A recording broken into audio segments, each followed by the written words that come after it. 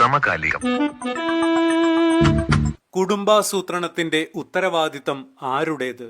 ഈ ചോദ്യത്തിന് ഇന്നും പല വീടുകളിലും ഉത്തരം മാറിയിട്ടില്ല. ജനന നിയന്ത്രണ മാർഗങ്ങളിൽ പുരുഷന്മാർക്ക് ലളിതവും സുരക്ഷിതവുമായൊരു മാർഗമാണ് വാസക്ടമി. എന്നാൽ കണക്കുകൾ പറയുന്നത് മറ്റൊരു കഥയാണ്. വന്ധ്യംകരണ ശസ്ത്രക്രിയ തെരഞ്ഞെടുക്കുന്ന പുരുഷന്മാരുടെ എണ്ണം ഇപ്പോഴും 1% താഴെ മാത്രം. ഭയം, തെറ്റിദ്ധാരണകൾ, പുരുഷത്വത്തെക്കുറിച്ചുള്ള മിഥ്യാധാരണകൾ. എന്താണ് പുരുഷന്മാരെ ഈ തീരുമാനത്തിൽ നിന്ന് പിന്നോട്ടടിപ്പിക്കുന്നത്? കുടുംബാസൂത്രണത്തിൽ തുല്യ പങ്കാളിത്തം വേണമെന്ന ചർച്ചകൾക്കിടയിൽ എന്തുകൊണ്ടാണ് വാസക്ടമി ഇന്നും പുരുഷന്മാർക്കിടയിൽ ജനപ്രിയമാകാത്തത്? ഈ ചോദ്യങ്ങൾക്കുള്ള ഉത്തരങ്ങൾ തേടുകയാണ് ഇന്നത്തെ സമകാലികം.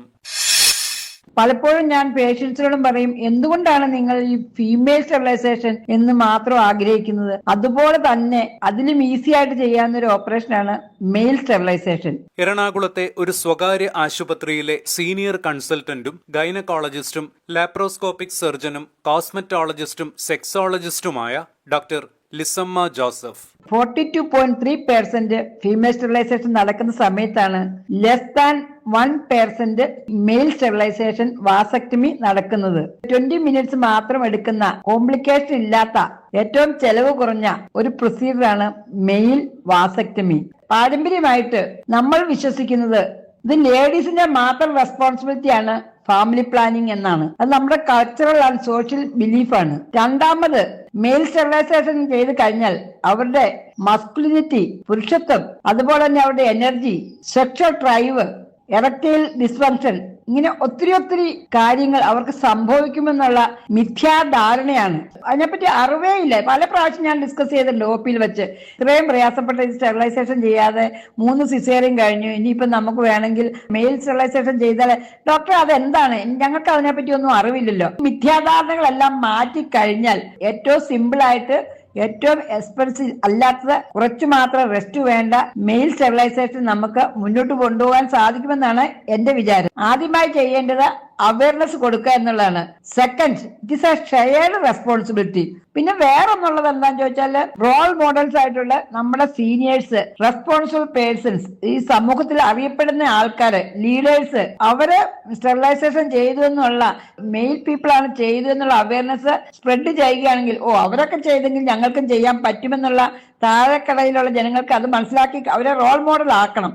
മൂന്നാമത്, കൗൺസിലിംഗ്. മെയിൽ സ്റ്റെറിലൈസേഷൻ ആണ് ഫെയിലിയർ റേറ്റ് കുറവുള്ളത്. 0.15% ആണ് അതിന്റെ ഫെയിലിയർ ഉള്ളത്. പക്ഷെ നമ്മുടെ കേരളത്തിൽ അത് മുന്നോട്ട് വരുന്നില്ല. യൂറോളജിസ്റ്റുകളാണ് സാധാരണ മെയിൽ സ്റ്റെറിലൈസേഷൻ ചെയ്യുന്നത്. അവര് കൂടുതൽ അതിനെപ്പറ്റി അവയർനെസ് കൊടുക്കുകയാണെങ്കിൽ കൂടുതൽ ആൾക്കാർ മുന്നോട്ട് വരുമെന്നാണ് എന്റെ പ്രതീക്ഷ.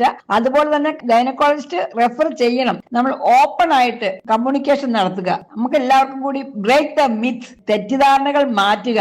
Mail sterilisation is easy, safe and dignified. കുടുംബാസൂത്രണം ഒരു കുടുംബത്തിന്റെ മാത്രം കാര്യമല്ല, അതിലെ ഓരോ അംഗത്തിന്റെയും പങ്കാളിത്തമാണ്. വാസക്ടമി ഒരു ഭയപ്പെടേണ്ട തീരുമാനം അല്ലെന്നും ശാസ്ത്രീയമായി തെളിയിക്കപ്പെട്ട സുരക്ഷിതമായ മാർഗമാണെന്നും ആരോഗ്യ വിദഗ്ധർ പറയുന്നു. എന്നാൽ ശരിയായ അറിവും ബോധവൽക്കരണവും തന്നെയാണ് ഇത്തരം തീരുമാനങ്ങൾക്ക് അടിസ്ഥാനം. പഴയ തെറ്റിദ്ധാരണകളിൽ നിന്ന് അറിവിലേക്കുള്ള മാറ്റം, ഉത്തരവാദിത്തം പങ്കിടുന്ന ഒരു പുതിയ തലമുറയുടെ ചുവടുവെപ്പ് കൂടിയാണ് ഇത്. നിർവഹണം റിയ. സഹായം TP വിവേക്. സമകാലികം.